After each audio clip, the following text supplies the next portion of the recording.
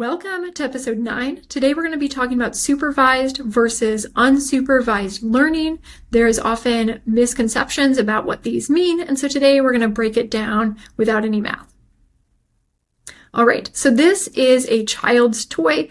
There are different shapes and in the blocks, and then you put the blocks in the holes that are designated for that particular shape. Like the triangle goes in the triangle hole, the square goes in the square hole. And what this does is it helps children learn their shapes, it helps them learn like visual awareness, and it helps them learn like small motor actions of having to actually put these blocks inside of the toy. And so lots of different learnings happening here. And so let's look at two different approaches that you could allow your child to learn about this toy. The first would be supervised learning, where you show them all the blocks. And so I have one of those toys here. So you're going to show them all the blocks and you're going to say, well, this one is a diamond and this one is a square. And then you tell them which holes they go in. The diamond goes in the diamond hole.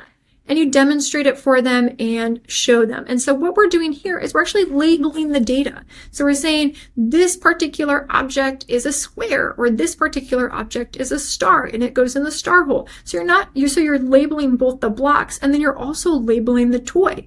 And so you're providing these labels to your child to learn. Another approach you could do is unsupervised learning. So you could watch from afar and give the box to your child and just let them play with it and let them explore and let them try to put it in all the wrong spots until they finally get it in the right spot.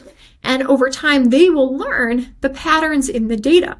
And they might even do some interesting stuff that you weren't expecting. Things like building a tower with the blocks instead of playing with the toy. Or like this meme from 2021 where they found that everything could fit through the square hole. So you didn't have to actually put the circle in the circle hole. You could just put it through the square hole. So you'll come up with all sorts of interesting conclusions when you do unsupervised learning. So which one is better? Well, it depends. It depends on the specific problem that you have. It depends on your data set. It depends on your desired outcomes. So there's not actually a better way to do it, just like there's not a better way to teach your child how to use this particular toy. So in most situations, there's not one better one. They're actually just tools that you can use, and you can use both. So you could use supervised and unsupervised learning. And so for different problems, you might want to prefer to use one over the other. For example, if you're teaching your child reading, an unsupervised approach would probably take a lot longer than a supervised approach. Similarly, with some AI problems, you want to do a supervised approach instead of an unsupervised approach. If you wanted to do something very exploratory, like letting your child learn art, then you'd probably want to do more of an unsupervised approach, where you provide them with the materials they need, and then they just go off and create and generate new patterns.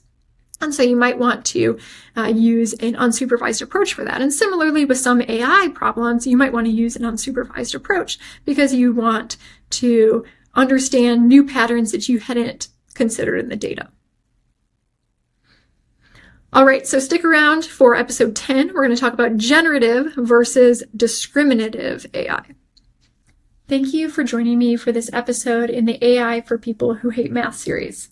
This is an unscripted series that is inspired by my conversations with people who feel like they can't conceptually understand AI because it's just too much math. And it usually is. Most AI classes, tutorials, and videos are full of math. The AI classes that I teach as a professor have math on nearly every slide. I wanted to challenge this assumption that AI could only be conceptualized by people with strong math backgrounds. Especially as AI permeates our daily lives, I think it's important that everyone understands the technology, at least conceptually. Because without it, we're putting a lot of trust into systems we don't understand. Feel free to let me know in the comments if there are topics that you want to see covered. The initial launch is 20 episodes, and I am excited to see what you think.